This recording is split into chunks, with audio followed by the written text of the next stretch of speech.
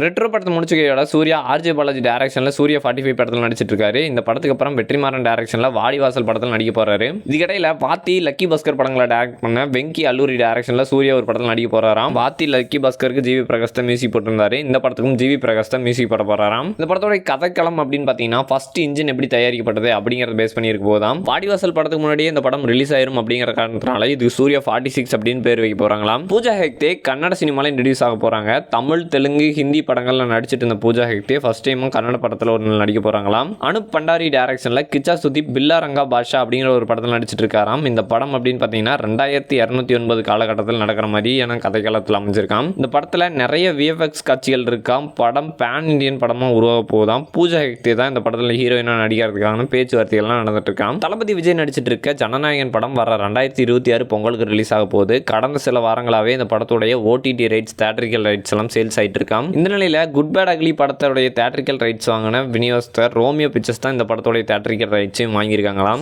ஜனநாயகன் படத்துடைய Tamil Nadu theatrical rights அப்படின்னு பார்த்தீங்கன்னா 90 கோடிக்கு விற்றுருக்காங்களாம். லாஸ்ட்டாக விஜய்க்கு ரிலீஸ் ஆன தி கோட் படத்தோடைய தியேட்ரிக்கல் ரைட்ஸை 50 to 60 கோடிக்குள்ள ரோமியோ பிக்சர்ஸ் தான் வாங்கியிருந்தாங்களாம். நிதினும் கீர்த்தி சுரேஷும் 2வது முறையாக ஒரு படத்தில் இணைஞ்சு நடிக்க போறாங்களாம். வேணு எல் டாண்டி அப்படிங்கிற ஒரு டைரக்ஷனில் வெங்கடேஸ்வர நிறுவனம் தயாரிக்கிற படம் தான் எல்லம்மா. இந்த படத்தில் ஹீரோவா நிதின் நடிக்க போறாராம். இந்த படத்தில் ஃபர்ஸ்ட் நானி தான் நடிக்கிறதா இருந்துச்சாம். அதுக்கப்புறம் தான் இப்போ நிதினை கன்ஃபார்ம் பண்ணியிருக்காங்களாம். அது மட்டும் இல்லாமல் இந்த படத்தில் கீர்த்தி சுரேஷ் தான் ஹீரோயினா நடிக்க போறாங்களாம். இதுக்கு முன்னாடி கீர்த்தி சுரேஷும் நிதினும் ரங் டே அப்படிங்கிற படத்தில் ஒன்னா சேர்ந்து நடிச்சிருந்தாங்க. ரன்வீர் கபூர் சாய் பல்லவி யஷ் எல்லாம் நடிக்கிற பேன் இந்தியன் படம் தான் ராமாயணம். இப்போ யஷ் கீது மோகன்தாஸ் டைரக்ஷன்ல டாக்ஸிக் படத்தில் நடிச்சிட்டு இருக்காரு. இந்த படத்தோட பட்ஜெட் அப்படின்னு பார்த்தீங்கன்னா 200 கோடி. இப்போ ராமாயணம் படத்தோட ஷூட்டிங்காக யஷ் போறாராம். அதுக்கான சிறப்பு ஏற்பாடுகள்லாம் பண்ணிட்டு இருக்காங்களாம் ராமாயணம் படக்குழு. 2 பாகங்களை உருவாக போற ராமாயணம் படத்தோட ஃபர்ஸ்ட் பார்ட் அப்படின்னு பார்த்தீங்கன்னா 2026 தீபாவளி ரிலீஸ் ஆக போகுதாம். இந்த மாதிரி இன்ட்ரெஸ்டிங்கான சினிமா ரிலேட்டடான அப்டேட்ஸ் எல்லாம் தெரிஞ்சுக்கிறதுக்கு நம்மளுடைய சேனலை சப்ஸ்கிரைப் பண்ணி வச்சுக்கோங்க.